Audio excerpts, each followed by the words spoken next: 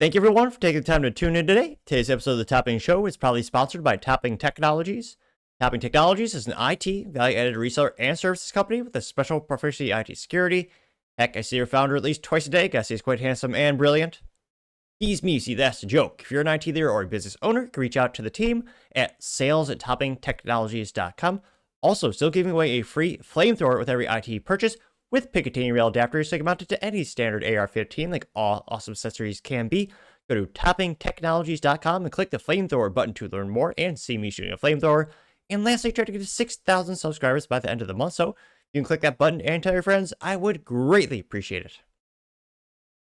Now going over to the business part of the podcast, you have the Lexus LFR supercar sighted being tested in California. Now this is brought to us thanks to Adrian, who's a writer at motor1.com, in which they say, quote, spotted the new Lexus LFR supercar caught testing in California. It appears the Lexus prototype will be benchmarked against the previous generation AMG GT. And here you can see the rear of the new LFA replacement, which is going to be the LFR, which looks much more angular and looks like it's squatting a little bit lower than the previous supercar or Halo car from Toyota, which again, they own Lexus. Now, Adrian says, quote, it's been over 3 years since Toyota unveiled the GT3 concept to preview a future race car. Since then, our sister site motorsport.com has reported a street legal version with the Lexus badge in the works. Fast forward to mid-2025, and production model is still a no-show. That said, we are getting giddy with excitement every time a prototype is spotted being tested on public roads. A new spy video shows a road-going model going out and about in California. Shared in an Instagram by veteran journalist Johnny Lieberman. The original footage was recorded from inside a BMW M5 Touring on Angeles Crest. Shows what reports suggest is being called the Lexus LFR, a low-slung performance machine was in good company. It appears the Lexus was benchmarking the prototype against a previous generation Mercedes AMG GT. The two coupes were accompanied by a current generation Toyota Sequoia equipped with power extended low-tow mirrors. The SUV in front of the fleet was also a Sequoia. Scrolling down here, you can see this. Look at that. That's the new Lexus. I don't know what they're going to call it, but Lexus is making like you can see, an AMG GT / kind of 911 turbo competitor. I'm trying to keep up with these dudes. They've got it boxed in by two Toyotas, front and center, so I can't get, I could illegally jump behind it, but I'm not doing that. But look at that, there it is. That's pretty cool. Here we go. Look at that. It does look pretty cool. I like that. And certainly, I mean, they say it's a spy video. I mean, it's one of those things where I can't help but think 99% of these instances are planned by the manufacturer to drum up interest. I mean, it's brilliant having the AMG GT in front of the Lexus. Because again, I mean, I suspect it's the same people on the group. And I'm pretty sure it's just to suggest that, hey, this is the car that we are, doing the benchmark against. This is what we see as competition. Our car is going to be better than that car. And there's one way that could actually make the Lexus supercar better than the AMG GT. You know what I'm going to say? Give it 3 pedals, also known as a manual transmission. Again, the AMG GT is a marvel of engineering. It's one of the coolest things Mercedes makes. It makes me smile ear to ear when I see one at the track being used as intended.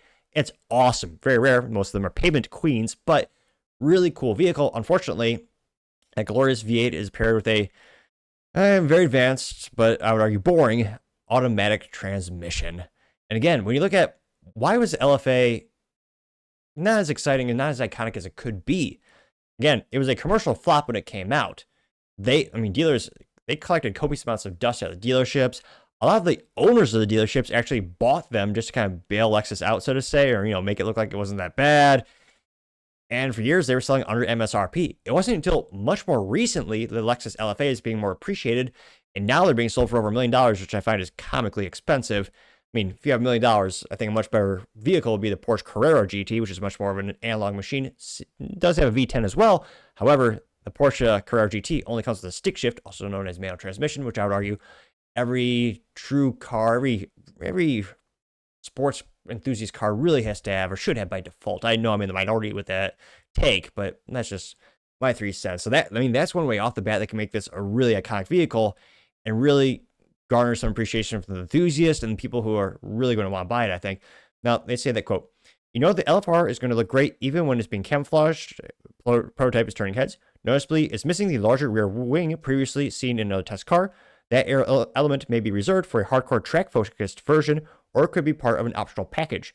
You can tell the suspension is stiff from how the car bounces over even slight road imperfections, and that's how the cookie crumbles with dedicated sports cars. Why is Lexus testing against the AMG GT?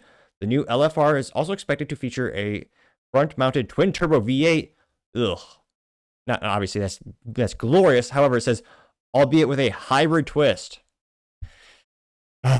Oh, come on. Toyota and Lexus, you have such potential. And you go, yeah, we're gonna make it a hybrid, which will make it a pain in the ass to, good luck maintaining that for decades when you have a battery that's obsolete in a couple of years and you're not gonna be able to source you're not gonna be able to source that.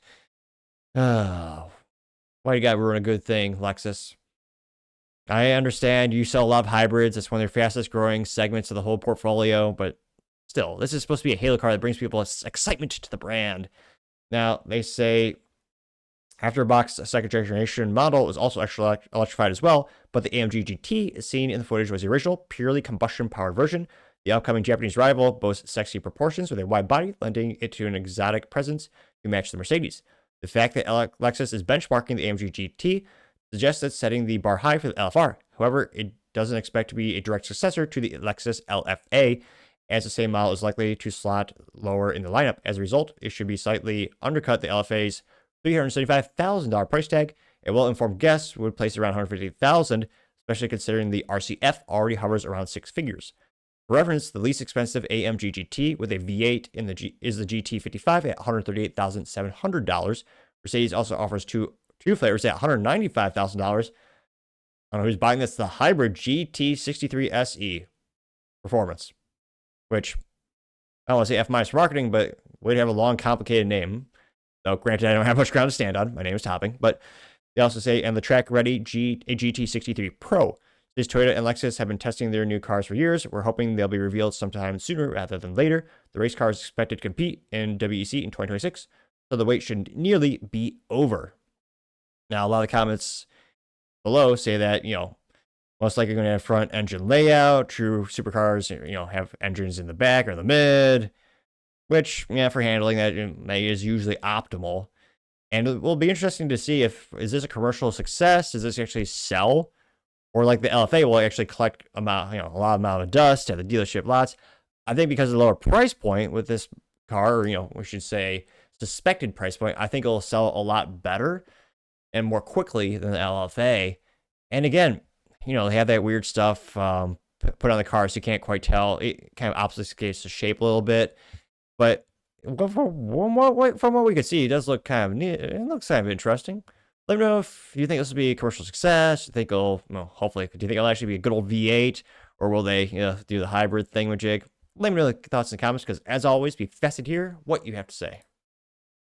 Thank you, everyone, for taking the time to tune in today. Again, try to get to 6,000 subscribers by the end of the month. So if you click that button, I greatly appreciate it. Also, give me a thumbs up, thumbs down, or comments. Great way to give me some additional feedback, letting me know how I can make the show better and better. And lastly, don't forget to take time to tell your family, tell your friends, tell your coworkers, heck, tell your enemies, anyone, everyone. Just stay safe and fight the good fight.